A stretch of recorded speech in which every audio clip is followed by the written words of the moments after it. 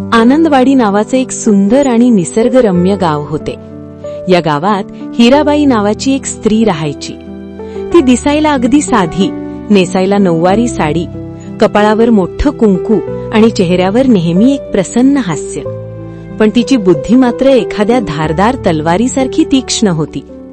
गावात कोणालाही काहीही अडचण आली, मग ती शेतीची असो, पैशांची असो व दोन भावांच्या भांडणाची, लोक थेट हिराबाईकडे धाव घ्यायचे.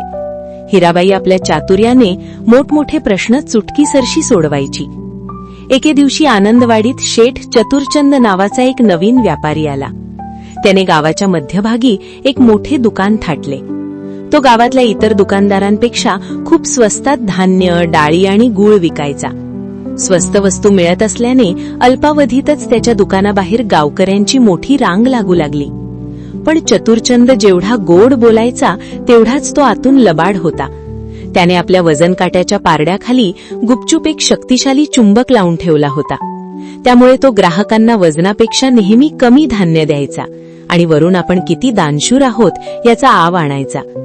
काही दिवसांनी गावातली गरीब म्हातारी सखू आजी हिराबाईकडे आली. ती रडत रडत म्हणाली, हिराबाई, मी नवीन व्यापाऱ्याकडून कालच 5 किलो तांदूळ आणले, पण ते घरातल्या डब्यात भरताना नेहमीपेक्षा खूप कमी वाटले ग. माझ्यासारख्या गरीबाला हा असा फटका बसला तर मी खायचं काय? सखू आजीचे बोलणे ऐकून हिराबाईच्या डोक्यात शंकेची पाल चुकचुकली. तिने ठरवले की या नवीन व्यापाऱ्याची काहीतरी गडबड आहे आणि याचा छडा लावलाच पाहिजे. दुसऱ्या दिवशी हिराबाई बाजारात गेली आणि लांबूनच त्या व्यापाऱ्याच्या हालचालींवर बारीक लक्ष ठेवून राहिली.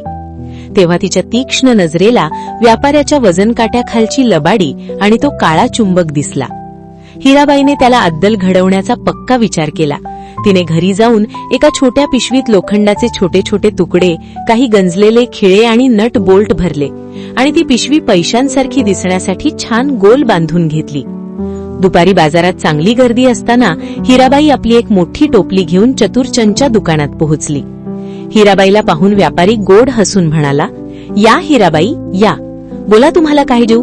माझ्याकडे सगळ्यात स्वस्त आणि भारी धान्य मिळते. हिराबाई शांतपणे म्हणाली, शेठजी, मला 10 किलो चांगला गहू द्या, पण माझ्या या टोपलीत मोजून द्या. व्यापाऱ्याने नेहमीच्या सवयीप्रमाणे चुंबक लागलेला काटा वापरून गहू मोजले. 10 किलो गव्हाच्या नावाखाली त्याने फक्त 8 किलोच गहू टोपलीत टाकले. त्यानंतर त्याने खोटा हिशोब करून पैसे मागितले. हिराबाईने आपल्या पदराखालून ती पैशांसारखी दिसणारी जड पिशवी काढली आणि व्यापाऱ्याच्या हातात ठेवली. पिशवी जड लागल्यामुळे व्यापाऱ्याला वाटले यात भरपूर नाणी असावीत, पण जेव्हा त्याने पिशवी उघडून पाहिली तेव्हा त्याचे डोळेच पांढरे झाले. त्यात पैशांऐवजी लोखंडाचे छोटे छोटे तुकडे आणि खिळे होते. व्यापारी रागाने लालबुंद झाला आणि ओरडला, हे काय आहे? तू मला फसवतेस? हे लोखंडाचे तुकडे घेऊन मी काय करू?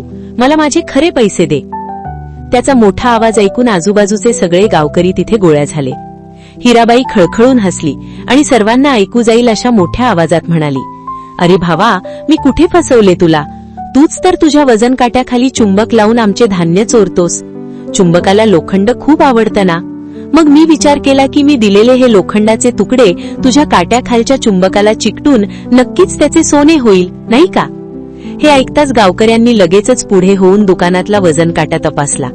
पारड्याखाली खरोखरच एक मोठा चुंबक लपवलेला होता. गावकऱ्यांसमोर चतुरचंद व्यापाऱ्याची चोरी रंगेहात पकडली गेली. व्यापाऱ्याची मान शरमेने खाली झुकली.